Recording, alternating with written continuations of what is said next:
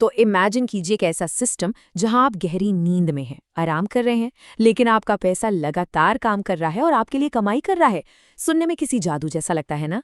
आज के इस खास विश्लेषण में हम बिल्कुल इसी कॉन्सेप्ट को डीकोड करने वाले हैं।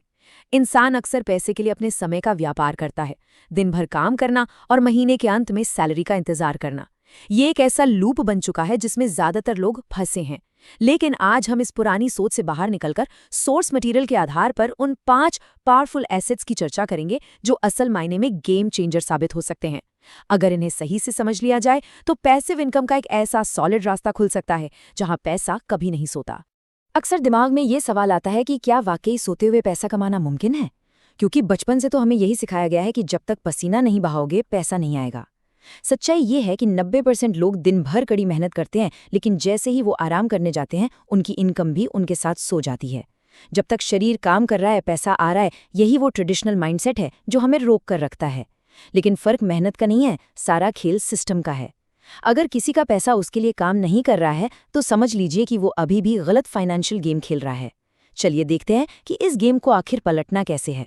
लेकिन आगे बढ़ने से पहले उस सबसे बड़ी गलती पर बात करना जरूरी है जो हम सब अनजाने में करते आ रहे हैं, यानी हमारी नॉर्मल सेविंग्स में छिपा हुआ नुकसान। यहाँ असली महंगाई की एक बहुत ही चौंकाने वाली तस्वीर सामने आती है। ये जो 14 से 16% का आंकड़ा है ना, ये कोई हवाई बात नहीं है। जरा मार्केट जाकर देखिए, चावल, दाल, तेल, पेट्रोल, इन सब रोजमर्रा की चीजों के दाम इसी रॉकेट की स्पीड से बढ़ रहे हैं।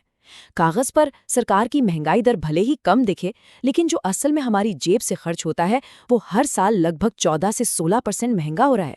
सीधे शब्दों में कहें तो जो सामान आज 100 रुपए में मिल रहा है, अगले साल उसी सामान के लिए काफी ज्यादा पैसे चुकाने पड़ेंगे।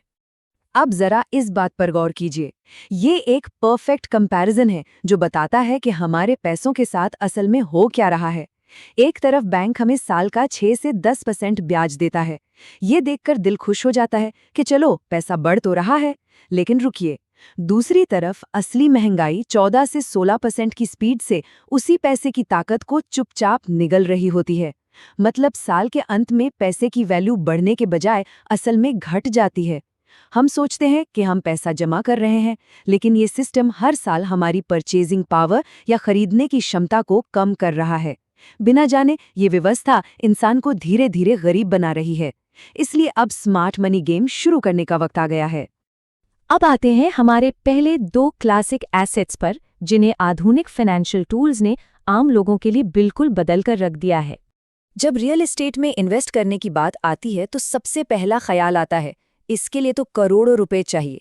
लेकिन नहीं, यहीं पर रीट्स यानी रियल एस्टेट इन्वेस्टमेंट ट्रस्ट की एंट्री होती है। ये एक बहुत ही स्मार्ट सॉल्यूशन है। इसके जरिए कोई भी व्यक्ति किसी बड़ी और मुनाफे वाली कमर्शियल बिल्डिंग का एक छोटा सा हिस्सा खरीद सकता है।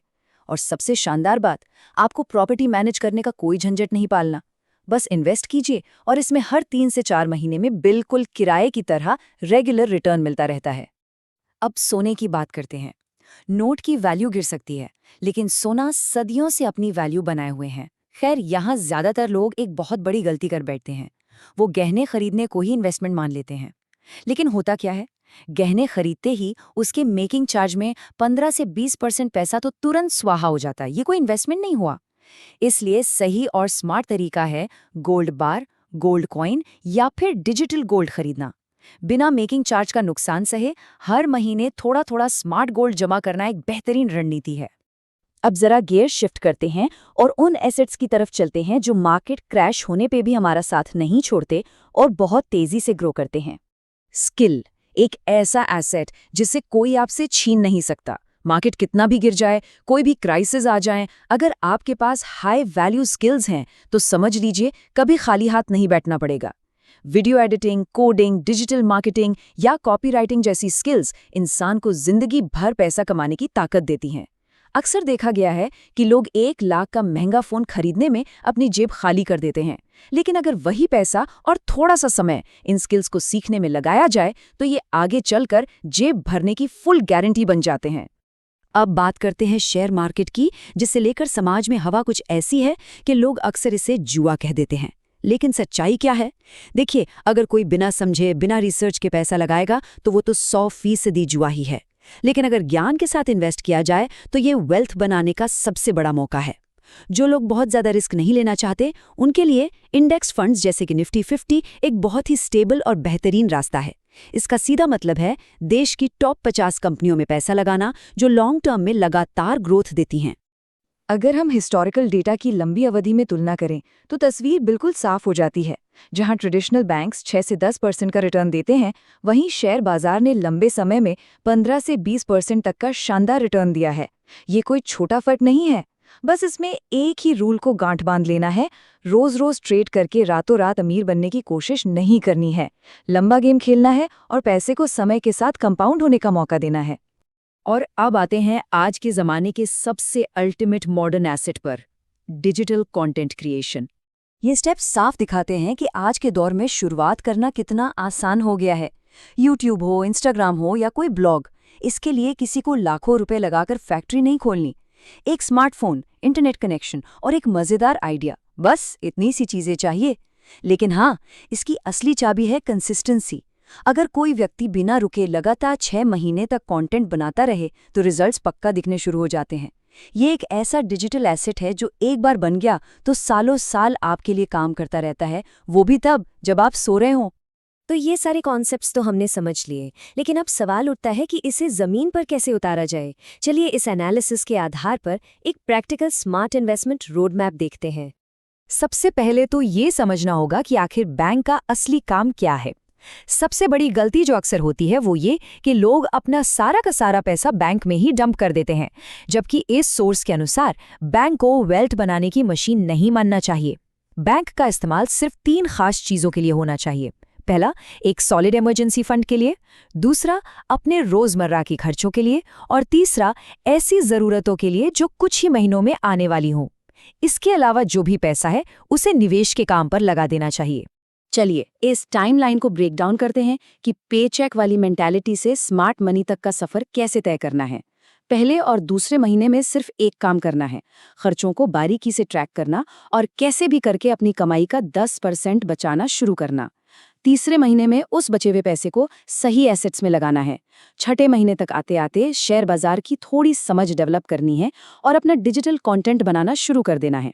अगर इस टाइमलाइन को सही से फॉलो किया जाए तो 1 साल के भीतर एक ऐसा सिस्टम तैयार हो जाता है जहां पैसा खुद पैसे को खींचने लगता है।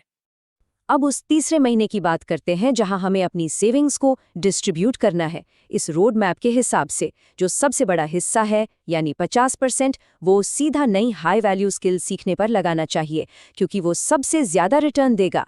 30% हिस्सा स्मार्ट गोल्ड या रीट में डालना चाहिए ताकि पैसा सेव भी रहे और इन्फ्लेशन को भी बीट करे, और आखिर का 20% हिस्सा बैंक में लिक्विडिटी या इमरजेंसी के लिए रखना चाहिए। ये डिस्ट्रीब्यूशन एक ऐसी मजबूत फाइनेंशियल नींव तैयार करता है जिसे कोई मार्केट क्रैश आसानी से हिला नहीं सकता। इस पूरी चर्चा के बाद एक बहुत गहरा और थोड़ा चुभने वाला सवाल सामने आता है। हमारा एजुकेशन सिस्टम हमें एक बहुत ही सीधा सा रास्ता दिखाता है, अच्छे से पढ़ाई करो, एक बढ़िया सी नौकरी ढूंढो, थोड़े बहुत पैसे बचाओ और फिर रिटायर होकर बूढ़े हो जाओ। लेकिन जो डेटा और एसेट्स हमने आज यहाँ देखे हैं वो चीख चीख कर बता रहे हैं कि आज के इस तेजी से बदलते दौर में सिर्फ इतना करना बिल्कुल काफी नहीं है। महंगाई और आर्थिक बदलावों से बचने के लिए लगातार खुद को फाइनेंशियली एजुकेट करना जरूरी है। ये सोचने वाली बात है कि क्या हम पुराने तरीकों से नए जमाने की आज़ादी पा सकते हैं।